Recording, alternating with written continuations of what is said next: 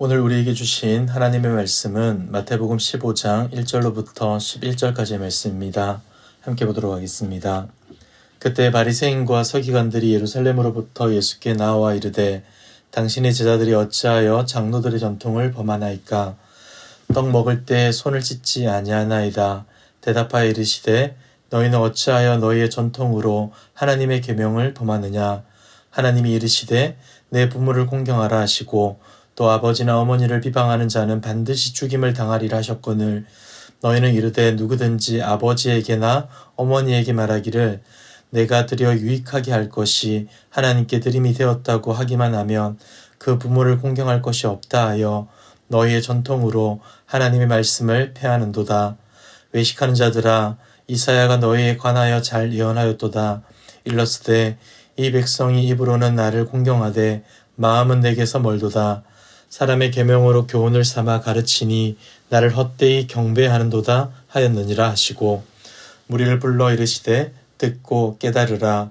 입으로 들어가는 것이 사람을 더럽게 하는 것이 아니라 입에서 나오는 그것이 사람을 더럽게 하는 것이니라. 아멘.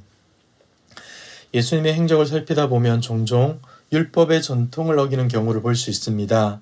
이로 인해 종교 지도자들로부터 비난과 공격을 받기도 하였지만 그렇다고 해서 예수님이 율법을 파괴하거나 무시하지는 않으셨습니다. 마태복음 5장 17절을 보시면 이렇게 말씀하셨습니다. 내가 율법이나 선지자를 폐하러 온 줄로 생각하지 말라. 폐하러 온 것이 아니요 완전하게 하려 함이라. 주님은 사람들이 율법을 주신 하나님의 뜻과 의지를 분명히 알고 지키기를 원하셨습니다. 그리고 주님께서는 자신이 율법을 온전히 이루시는 분이라 알려주셨던 것이죠. 그럼에도 불구하고 예수님에 대해 불편하게 여기는 사람들은 존재했고 오늘의 본문을 보시면 그 불편해하는 사람들과의 논쟁이 발생하게 됩니다. 먼저 1절을 보시면 바리새인과 서기관들이 예수님을 찾아왔다고 말합니다. 이스라엘의 수도인 예루살렘으로부터 시골 지역인 갈릴리에까지 찾아왔다는 게 결코 쉬운 일이 아닐 텐데 그들은 그렇게 합니다. 그들은 예수님의 행적을 조사한다는 명분으로 이곳으로 오게 된 것이죠.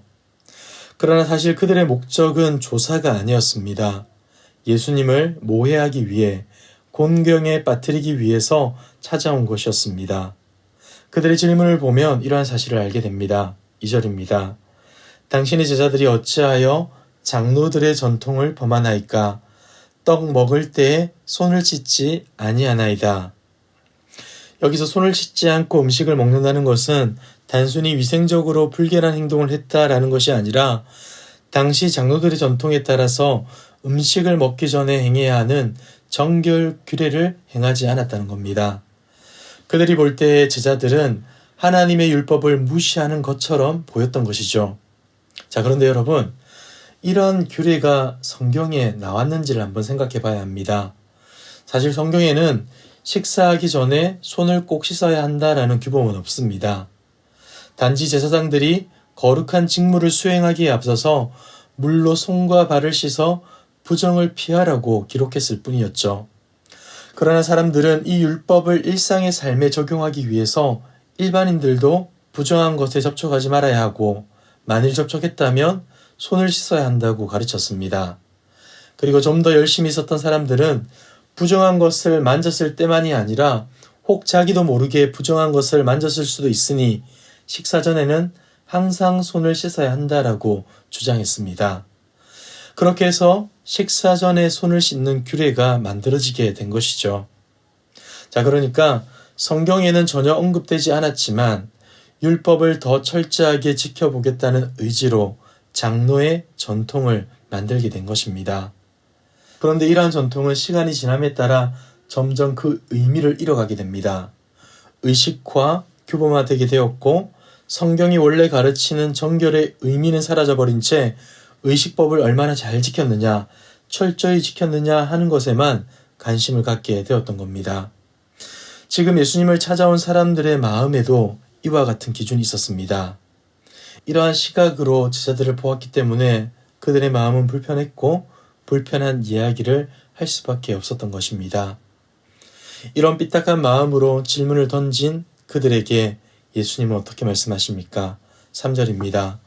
대답하여 이르시되 너희는 어찌하여 너희의 전통으로 하나님의 계명을 범하느냐? 예수님은 그들의 잘못을 지적하십니다. 너희는 장로의 전통이 하나님의 계명과 같은 것이라 말하지만 내가 보기에는 그렇지가 않다. 너희는 지금 전통을 지킨다고 하면서 하나님의 계명을 저버리고 있지 않느냐라고 대묻고 있는 것이죠. 예수님이 이러한 말씀을 하셨을 때 바리새인과 서기관들의 마음에는 분노가 일어났을 겁니다. 그들을 아셨던 예수님은 하나의 신뢰를 들어서 그들의 그릇된 모습을 고발하시는데 그것은 바로 부모에게 마땅히 해야 할 책임을 다하지 않는 그들의 전통을 지적하시는 겁니다. 당시 유대인들은 자신의 재산을 고르반, 즉 하나님께 드려진 것이다 선언하고 나면 부모님에게 드리지 않아도 되는 관습이 있었습니다. 분명 이러한 관습은 좋은 의도와 취지로 만들어졌겠지만 탐욕의 지배 아래 있었던 인간들은 이러한 전통을 핑계 삼아 자신의 재산을 지키고 부모를 공경하지 않았던 것입니다. 다시 말해 그들은 모세의 전통이 아닌 자신들의 전통으로 하나님의 말씀을 폐하는 행동을 하게 된 것이죠. 이어지는 말씀을 보시면 예수님께서는 이사야 29장 13절을 인용하시며 그들의 외식된 모습을 지적하십니다. 그들의 모습은 마치 이사야 시대의 사람들처럼 입술로는 하나님을 공경한다 말하지만 마음은 하나님에게서 멀고 도리어 자신들이 만든 계명을 기준 삼아 하나님을 헛되이 경배하고 있다라는 것을 말하고 있는 것이죠. 그래서 이와 같이 촉구하는 겁니다. 사람의 입으로 들어가는 것이 아니라 입에서 나오는 것이 사람을 더럽게 한다. 이 말씀은 외형적 의식이 문제가 아니라 내면적 생각이 중요하다는 것을 알려주시는 겁니다. 그들은 스스로가 만든 형식과 절차를 잘 지켰을 겁니다. 하지만 그들 속에는 하나님을 향한 마음이 없었고 말씀에 대한 진지한 고민과 관심도 없었던 것입니다. 하나님이 율법의 말씀을 주신 의도와 목적을 상실한 채 단지 형식을 따르는 삶, 그리고 그렇게 살지 못하는 자들을 정죄하는 삶을 살았던 것입니다. 그래서 지금 예수님의 제자들과 예수님을 비난하는 말로 나아갔던 것이었죠.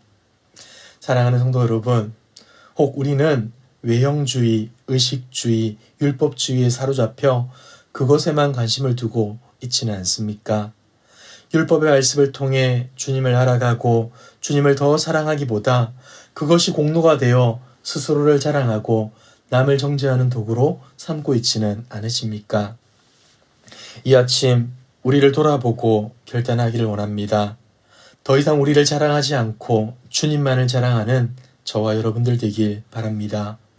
율법과 전통으로 나의 신앙 좋음을 증명하려는 인생이 아니라 하나님의 은혜가 얼마나 큰지 다시금 기억하고 그 은혜에 감사하고 그리하여 늘 겸손히 주님만을 높여드리는 그리고 이웃을 사랑하는 저와 여러분들의 삶 되시길 주님의 이름으로 축복합니다. 기도하겠습니다. 찬양과 영광을 받으시기에 합당하신 하나님 아버지, 우리를 하나님의 백성으로 삼아주시고 은혜의 말씀으로 거룩한 삶 살아가게 하심에 감사드립니다. 그러나 무지하고 연약한 우리는 하나님의 말씀에 역행하는 삶을 살아갈 때가 많이 있음을 고백합니다. 하나님과 이웃을 사랑하라고 주신 말씀으로 스스로를 자랑하는 도구로 삼을 때가 많이 있었고 우리가 정한 기준대로 살아가지 못하는 이들을 판단하고 정죄할 때도 있었습니다. 주님, 우리를 용서하여 주시고 다시금 하나님의 은혜 앞에 겸손히 무릎 꿇고 주님만을 자랑하는 우리 되게 하여 주시옵소서. 그리하여 우리의 모든 삶이 주님의 사랑을 흘려보내는 은혜의 통로로 쓰임받게 하옵소서. 이 모든 말씀 예수 그리스도의 이름으로 기도드리옵나이다. 아멘. 이 시간 기도하실 때 주신 말씀을 기억하며 기도하시고 주간 기도 제목을 따라서 환우들과 성김 사역을 위하여 기도하겠습니다. 영적으로나 육적으로 연약한 자들을 위해 기도해 주시고 기쁨으로 섬기는 우리 교회 될 수 있도록 모든 성김 사역을 통하여서 세상의 소망이 되는 교회 되도록 특별히 우크라이나의 전쟁이 종전되게 하시고 이로 인해 고통받는 자들이 회복되고 치유될 수 있도록 함께 기도해 주시길 바랍니다. 각자 가지고 나오신 기도의 제목으로 기도하시다가 자유롭게 초소로 돌아가도록 하겠습니다. 기도하겠습니다.